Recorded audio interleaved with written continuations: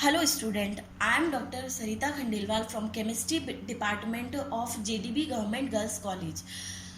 Students आपको पता है कि इस पेंडेमिक कंडीशन में आपको कॉलेज द्वारा ऑनलाइन क्लासेस प्रोवाइड की जाएगी। अतः इस ऑनलाइन क्लासेस के अंतर्गत मैं बीएससी पार्ट सेकंड की ऑर्गेनिक केमिस्ट्री जो कि पेपर सेकंड है, मैं आज वो स्टार्ट कर रही हूँ। सबसे पहले मैं यूनिट फर्स्ट लूँगी। आपको हर मंथ में एक यूनिट आपकी कवर कराई जाएगी। तो आज मैं ऑर्गेनिक केमिस्ट्री के पेपर सेकंड की यूनिट फर्स्ट स्टार्ट कर रही हूँ। ये यूनिट फर्स्ट जो आपकी है वो है electromagnetic spectrum and introduction, UV spectroscopy and IR spectroscopy. In spectroscopy को डिटेल में पढ़ने से पहले हमें कुछ बेसिक कंसेप्ट को समझना ज़रूरी है। बेसिक कंसेप्ट में सबसे पहले तो ये बात आती है कि स्पेक्ट्रोस्कोपी होती क्या है, इसकी ज़रूरत क्या पड़ी, ये हमारे क्या काम में आती है। 11th-12th में स्पेक्ट्रोस्कोपी नहीं होती है। ये ग्रेजुएशन प्रोग्राम में स्पेक्ट्रोस्कोपी का पहला चैप्टर है। तो आप लोग जहाँ तक है कि स्पेक्ट्रोस्कोपी से अनअवेयर होंगे, तो मैं आपको एक ब्रीफ इंट्रोडक्शन दूंगी कि स्पेक्ट्रोस्कोपी की हमें ज़रूरत क्यों पड़ती है। चूँकि स्पेक्ट्रोस्कोपी हमारे ऑर्गेनिक केमिस्ट्री में है, इसलिए मैं ऑर्गेनिक केमिस्ट्री के पर्सपेक्टिव से आपको समझाऊंगी कि स्पेक्ट्रोस्कोपी की हमें ज़रूरत क्यों पड़ती है। हम कोई भी अननोन कंपाउंड सिंथेसाइज करते हैं, हमें उसे पता लगाना ज़रूरी है कि वो कंपाउंड बना कि नहीं बना। इसीलिए हमें स्पेक्ट्रोस्कोपी की ज़रूरत पड़ती है। स्पेक्ट्रोस्कोपी के द्वारा हम ये पता लगा सकते हैं कि जो हम डिज़ायर्ड कंपाउंड बनाना चाह रहे थे वो लेबोरेटरी में जो रिसर्चर सिंथेसाइज करते हैं वो बना कि नहीं बना, उसका करेक्टराइजेशन करने में स्पेक्ट्रोस्कोपी काम में आती है। तो स्पेक्ट्रोस्कोपी की क्यों ज़रूरत पड़ी, ये कैसे काम में आती है, वो समझने के बाद हम इंट्रोडक्शन हम देखते हैं कि क्या है। मैंने जैसे टॉपिक का नाम बताया था कि इलेक्ट्रोमैग्नेटिक स्पेक्ट्रम। इसका मतलब ये है कि जो स्पेक्ट्रोस्कोपी में जो रेडिएशंस काम में आती है वो होती है इलेक्ट्रोमैग्नेटिक रेडिएशंस। अब सवाल उठता है कि ये कौन सी रेडिएशंस है। आप लोग लाइट को तो जानते ही हैं अच्छे से, फिर ये इलेक्ट्रोमैग्नेटिक रेडिएशंस क्या होती है।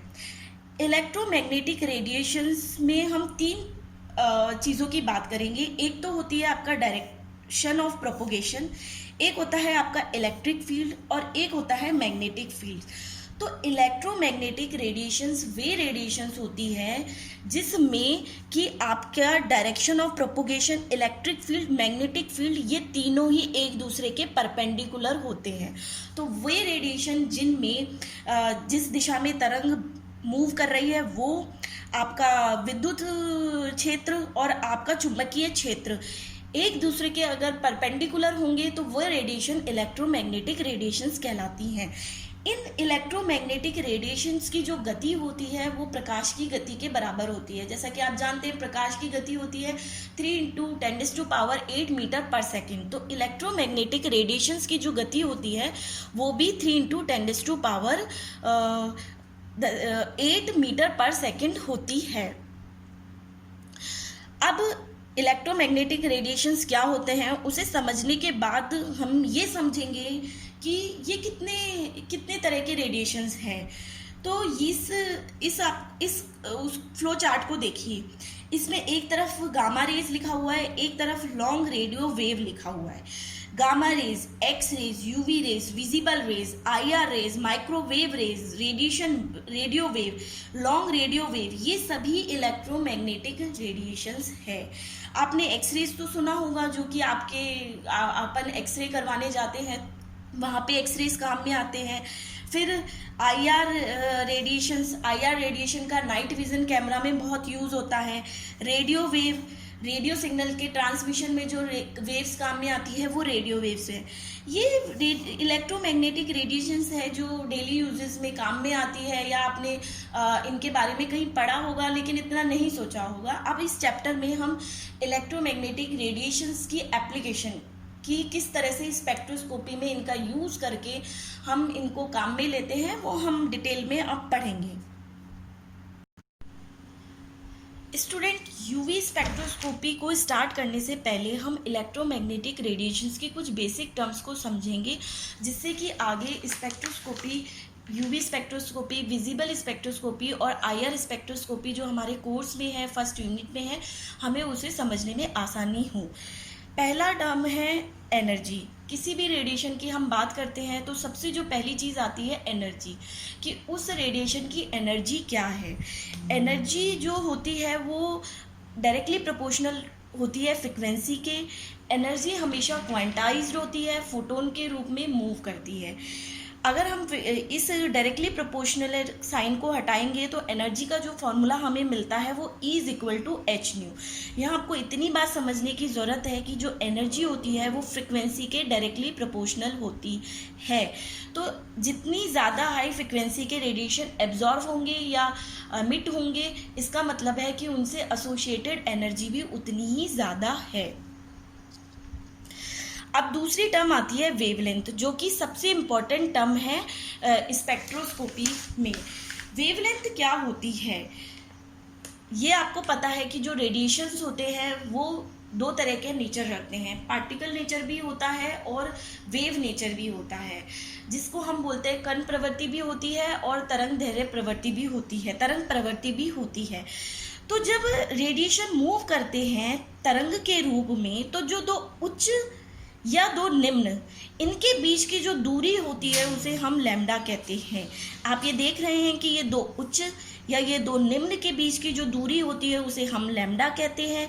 और जो लैम्डा की जो यूनिट होती है वो या तो एंगस्ट्रॉन होती है या मीटर या सेंटीमीटर। इसका मतलब यही है कि जो दूरी की डिस्टेंस जो यूनिट होती है वही वेवलेंथ की यूनिट होती है। वेवलेंथ और एनर्जी ये एक दूसरे के व्युत्क्रमानुपाती होते हैं। अगर किसी रेडिएशन की एनर्जी जितनी ज़्यादा है, इसका मतलब है कि उसकी वेवलेंथ उतनी ही कम होगी। इसे हम विजिबल लाइट का एग्जाम्पल लेके आसानी से समझ सकते हैं, क्योंकि आप लोग विजिबल लाइट से परिचित हैं। विजिबल लाइट को हम विबग्योर के द्वारा प्रदर्शित करते हैं। विबग्योर मतलब ये है कि जो विजिबल लाइट है वो 7 कलर्स का कॉम्बिनेशन है, वॉयलेट टू रेड कलर्स।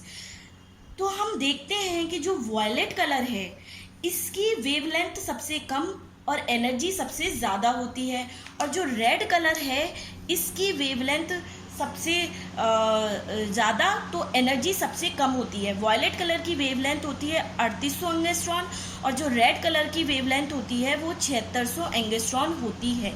तो इस विजिबल लाइट के एग्जाम्पल से आपको समझ में आया कि किस तरह से एनर्जी और वेवलेंथ एक दूसरे के इन्वर्सली प्रोपोर्शनल होते हैं। ये जो विजिबल लाइट है ये ही एकमात्र रीज़न है इलेक्ट्रोमैग्नेटिक रेडिएशंस का जिसे ह्यूमन आई के द्वारा देखा जा सकता है। हम यूवी रेज, हम रेडियो वेव्स, हम एक्स रेज, गामा रेज को अपनी ह्यूमन आई से नहीं देख सकते हैं, सिर्फ विजिबल लाइट को ही हम देख सकते हैं। एनर्जी और वेवलेंथ के बाद जो रेडिएशन से एसोसिएटेड इम्पॉर्टेंट टर्म है वो है वेव नंबर। वेव नंबर जो होता है वो वेव लेंथ के इन्वर्सली प्रोपोर्शनल होता है, और वेव नंबर होता है कि 1 सेंटीमीटर स्पेस, ध्यान दे, 1 सेंटीमीटर स्पेस से पास होने वाली टोटल नंबर जो होती है उसे हम वेव नंबर कहते हैं। आपने देखा था कि वेवलेंथ की यूनिट जो होती थी वो मीटर, सेंटीमीटर या एंगस्ट्रॉन है। चूंकि वेव नंबर इसके इन्वर्सली प्रोपोर्शनल है तो जो इसकी यूनिट है वो सेंटीमीटर इन्वर्स या मीटर इन्वर्स होती है। तीसरी चीज़ आती है फ्रिक्वेंसी, जो कि हमने एनर्जी के फॉर्मूले में हमने देखा था। फ्रिक्वेंसी क्या होती है? फ्रिक्वेंसी बताती है कि 1 सेकंड में एक पॉइंट से पास होने वाली तरंगों की संख्या क्या है, उसे हम फ्रिक्वेंसी कहते हैं। जो फ्रिक्वेंसी होती है वो एनर्जी के तो डायरेक्टली प्रोपोर्शनल होती है, जैसा कि आपने यहाँ देखा था इस फॉर्मूले में, लेकिन वेवलेंथ की इन्वर्सली प्रोपोर्शनल होती है। अब वेवलेंथ के क्या क्या इन्वर्सली प्रोपोर्शनल है? एक तो वेव नंबर इन्वर्सली प्रोपोर्शनल है, फ्रिक्वेंसी भी इन्वर्सली प्रोपोर्शनल है। तो हम कह सकते हैं कि वेव नंबर और फ्रिक्वेंसी दोनों एक दूसरे के डायरेक्टली प्रोपोर्शनल होते हैं। तो ये तो हो गई आप लोगों की एक बेसिक टर्म्स जो कि हम इलेक्ट्रोमैग्नेटिक रेडिएशन को समझने के लिए हमें समझनी ज़रूरी है। स्टूडेंट, इलेक्ट्रोमैग्नेटिक रेडिएशंस की बेसिक टर्म्स समझने के बाद अब हम समझेंगे कि स्पेक्ट्रोस्कोपी क्या होती है, स्पेक्ट्रा क्या होते हैं, कैसे हमें ये मिलते हैं। इलेक्ट्रोमैग्नेटिक स्पेक्ट्रम मिलते हैं जब इलेक्ट्रोमैग्नेटिक रेडिएशंस और मैटर के बीच में इंटरेक्शन होता है। इसका मतलब ये है कि जब हम किसी पदार्थ पर इलेक्ट्रोमैग्नेटिक रेडिएशन डालते हैं तो रेडिएशंस का डिस्ट्रीब्यूशन होता है, कुछ पार्ट एब्जॉर्ब हो जाता है, कुछ एमिट हो जाता है, और उसको जब हम रिकॉर्ड करते हैं तो उस रिकॉर्डिंग को हम स्पेक्ट्रा कहते हैं। इस तरह से किसी पदार्थ का इलेक्ट्रोमैग्नेटिक इंटरेक्शन की वजह से जो स्पेक्ट्रा मिलता है उसकी स्टडी को हम स्पेक्ट्रोस्कोपी कहते हैं। तो अब आपको समझ में आया कि जो हम यूवी और आईआर स्पेक्ट्रोस्कोपी, विजिबल स्पेक्ट्रोस्कोपी पढ़ेंगे वो एक्चुअली में क्या है। उसमें किसी पदार्थ का हम इंटरेक्शन कराते हैं इलेक्ट्रोमैग्नेटिक रेडिएशन से और हमें जो रिकॉर्डिंग मिलती है हम उसे स्पेक्ट्रा कहते हैं, और इस स्पेक्ट्रा की स्टडी से हम उस किसी अननोन कंपाउंड की स्ट्रक्चर का आइडिया लगाते हैं। तो स्पेक्ट्रा हमें मिल गया, लेकिन क्या होता है कि स्पेक्ट्रा दो तरीके से हमें मिल सकता है, जो कि स्पेक्ट्रोस्कोपी के दो टाइप्स पे डिपेंड करता है।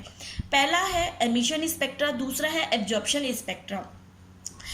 जब पदार्थ या अणु उच्च ऊर्जा स्तर से निम्न ऊर्जा स्तर में आते हैं तब हमें एमिशन स्पेक्ट्रा मिलता है, और इस स्पेक्ट्रोस्कोपी को एमिशन स्पेक्ट्रोस्कोपी कहते हैं। इसका मतलब ये है कि जब पदार्थ हायर एनर्जी लेवल में है तो वो कुछ ना, हायर एनर्जी लेवल क्या होता है, अनस्टेबल एनर्जी लेवल होता है। वो ग्राउंड स्टेट में आने की कोशिश करेगा, एनर्जी रिलीज करेगा, और उस एनर्जी को रिलीज करने से जो हमें स्पेक्ट्रा मिला उसे हम कहते हैं एमिशन स्पेक्ट्रा। और जब अणु निम्न ऊर्जा स्तर से उच्च ऊर्जा स्तर में जाते हैं उससे जो हमें स्पेक्ट्रा मिलता है एब्जॉर्प्शन स्पेक्ट्रा कहलाता है। देखिए यहाँ पे पदार्थ ने एनर्जी एमिट की, डिटेक्टर ने उसे डिटेक्ट किया, रिकॉर्डर ने उसे रिकॉर्ड किया, और जो हमें आउटपुट के रूप में हमें मिला क्या, स्पेक्ट्रा, जिसकी हम स्टडी करते हैं स्पेक्ट्रोस्कोपी में। अब ये हम जनरली जो स्पेक्ट्रोस्कोपी की हम स्टडी करते हैं वो होता है absorption spectroscopy. UV spectroscopy, IR, NMR, ये सब स्पेक्ट्रोस्कोपी एब्जॉर्प्शन स्पेक्ट्रोस्कोपी का टाइप है। तो इस तरह से हम को ये चीज़ समझ में आई कि स्पेक्ट्रोस्कोपी क्या है, स्पेक्ट्रा क्या है, और उसमें भी एमिशन स्पेक्ट्रोस्कोपी क्या है, एब्जॉर्प्शन स्पेक्ट्रोस्कोपी क्या है। तो ये डिफरेंस हमें समझ में आया और एक पिक्चर बनी हमारी कि स्पेक्ट्रोस्कोपी में हम क्या कर रहे हैं। मोटी मोटी सी बात है, कोई भी मैटर, पदार्थ जिसकी हमें स्टडी करनी है उस पर हम रेडिएशन गिराते हैं, और उस रेडिएशन का क्या एब्जॉर्ब हुआ है, क्या एमिशन हुआ है, मतलब क्या अवशोषण हुआ है, क्या उत्सर्जन हुआ है, उस हिसाब से हम स्टडी करते हैं उस पदार्थ की।